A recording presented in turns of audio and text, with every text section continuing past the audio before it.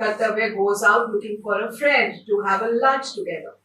On the table in the canteen, he hears some audacious conversation going on between some colleagues who were busy tearing apart a judge from whose court they had just exited. Kartavya is extremely embarrassed. He knows it is the duty of an advocate not to malign a judge or be a party to such wild gossip. He also remembers being told by his senior colleagues that it is the judgment that is open to criticism and not the judge.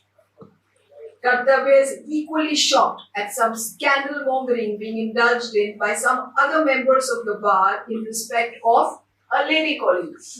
There is a discussion about her personal life and some unkind remarks were being made about her.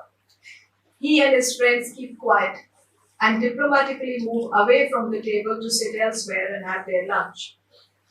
In the course of having his lunch with his friend, a junior from his law college who had just entered the profession approaches Kartavya with a request to guide her in a matter. As a dutiful senior colleague, he lends a helping hand to the young girl and tells her that he has come across a similar case recently and has the relevant case law and the citations that would be of some assistance to her. He assures her that he would message the citations to her very soon. The day is over in court. As Kartavya is walking back to the car park, he finds a battery of news reporters interviewing an advocate on a pending matter in court in which his client is also a party. Kartavya smiles and reminds himself that an advocate must not encourage publicity in the press in respect of a sub judice matter. He discreetly moves out of the range of the press and walks to his car, planning for the rest of the day. On returning to his office along with his clerk, Kartavya pulls out the files of the pending matters that he proposes to draft today. In the meantime, the client who he had spoken to in the morning arrives, the one whose case he has lost. He explains how the matter went in court and why they could not succeed. But he does not give a false hope to his client by offering to immediately file a review petition or a curative petition. In the meantime, another client referred to him by a colleague from a state high court arrives in his office to file an SLP.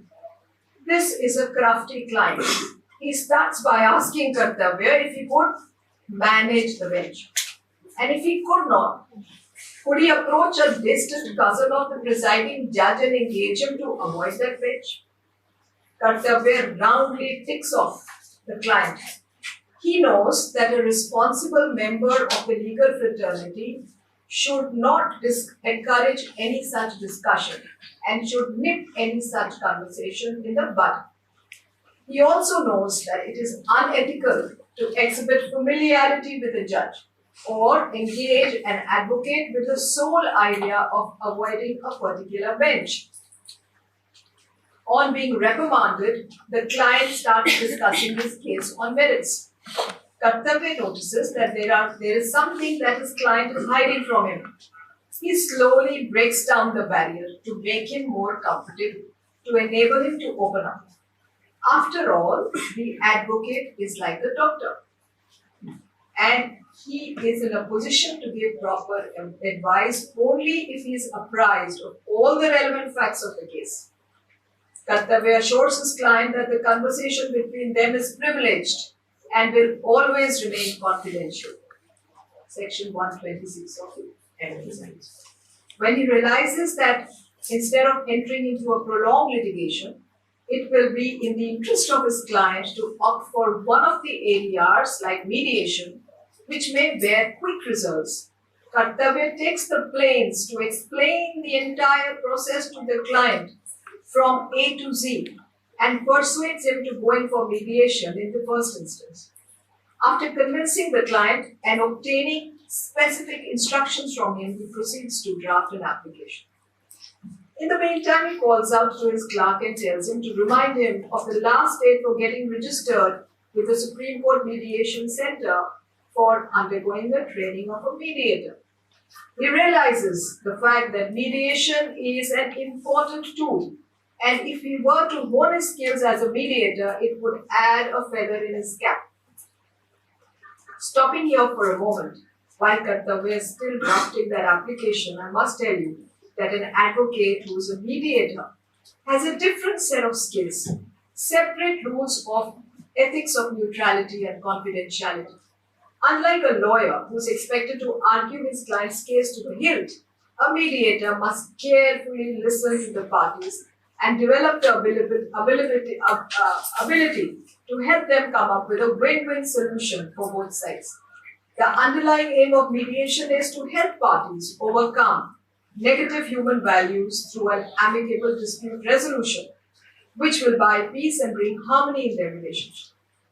Coming back to Kartavya, by now he has drafted the application and moved on to the next brief on his table. The client had to furnish some documents here. On scanning the documents sent, he finds that a few of them are quite fishy. He calls up the client who gives him some ambiguous answers as to the source of the document. Kartavya's antennae ought to have risen at that point. He knows that he should not knowingly tender any suspicious or false documents or produce a false witness. Any such mistake would cost him dearly in his career. Misleading the court would belie the trust that is reposed in an advocate who is first and foremost an officer of the court.